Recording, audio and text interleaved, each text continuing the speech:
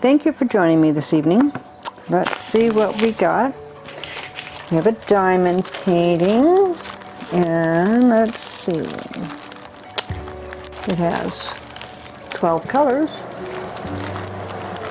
and I see it's a partial. Okay, that's out. And let's see what we got here. Oh my, it's a hummingbird. Look at that. But it's only a partial. That is cool. So, let me see what we got. Of course, we got the boat and the tulle and the wax. That is going to be so pretty. Let's see what we have color-wise. There's 12 colors. There's white, number 4, and red. There's a green. Is that black? I think that's black.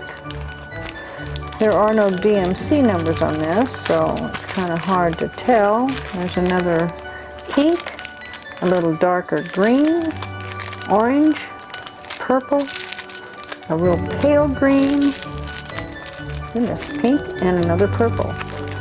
So there they are. What I'm going to do is I'm going to get my drills all labeled in little containers, and I'll be back and we're going to drill this and see how long it takes.